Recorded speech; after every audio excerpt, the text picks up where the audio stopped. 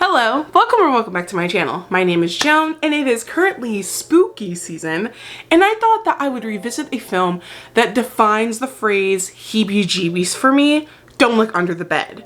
Now, if you were an avid Disney Channel viewer like myself, DComs were practically my whole life. However, this film was not one of those films. Don't Look Under the Bed has scarred me from the ripe age of 10, and I've not watched it since 10. I was scrolling on Letterboxd. If you have one, go follow me.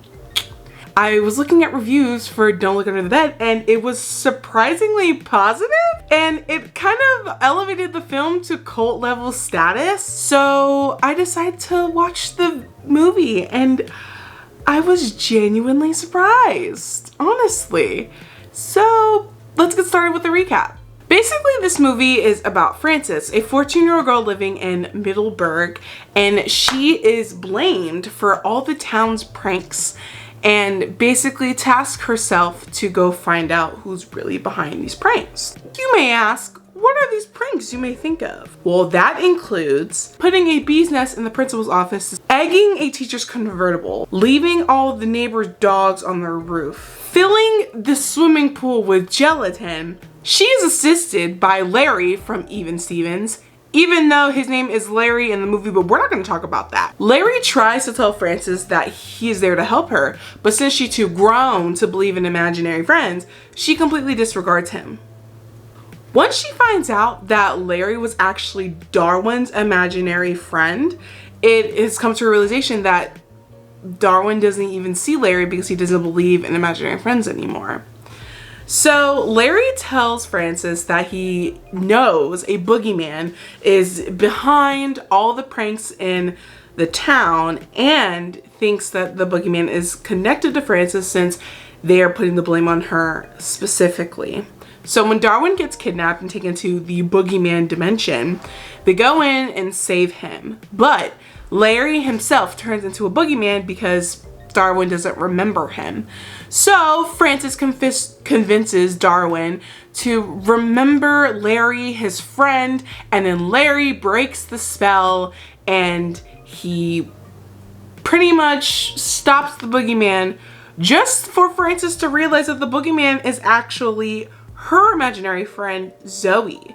It was revealed that all the imaginary friends became boogeymen when the people who created them forget them way too soon. The movie ends with this whole boogeyman crisis going to another city. The story ends with Frances letting Darwin know that it is okay to have imaginary friends and not to grow up too fast. Basically, the message of this whole film is not to grow up too fast. I mean, Darwin had leukemia, which is a very real disease. So Frances thought, as her older sibling, that it's better to be living in reality than in some fantasy land thinking that life is good when it's not. In my opinion, it wasn't Frances' decision for her to pretty much take that away from Darwin. I mean, Larry was Darwin's source of joy and fun in a time where he was dying. I just thought that was just really interesting because that's a very grown-up topic. This also affected her to some degree too, because she's also a 14-year-old going to high school when she should be in 8th grade. And that whole,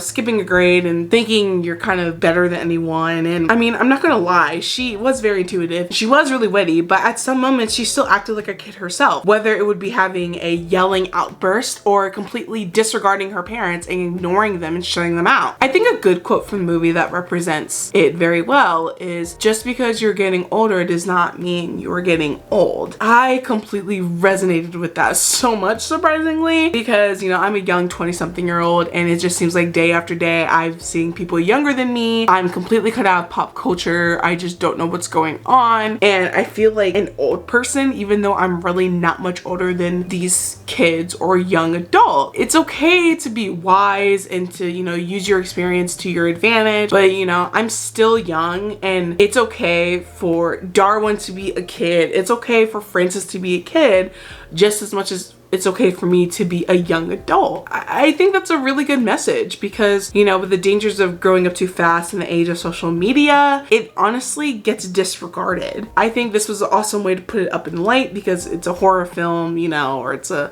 little supernatural sci-fi. And I think to me, watching it now as an adult, the horror elements is completely overlooked for me because I am a well nuanced film viewer slash critique. And it's just, the effects were bad, okay? There were some bad effects. The makeup, ugly. That shit was ugly, okay? I was actually watching for the story. I was actually watching like, okay, what's the message here? Like, who should we be paying attention to? And it's all about a brother-sister relationship. And I think movies focusing on families are really great. I love it so much. This movie was really good. Honestly, I really enjoy watching this movie a lot. And I think it does, you know, earn that cult status. I mean, don't get me wrong, this movie was very goofy, it was corny, it was cheesy, but shouldn't a kid's movie be that way? Although there was way too many Dutch angles in this film, I felt like I was watching Thor.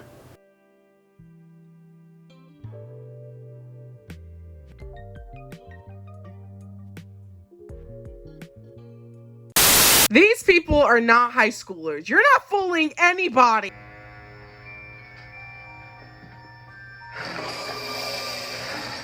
Why? You missed the shot? Bruh. Have you seen this one yet? Check it out, man. Pretty cool. Oh my God, this is so bad.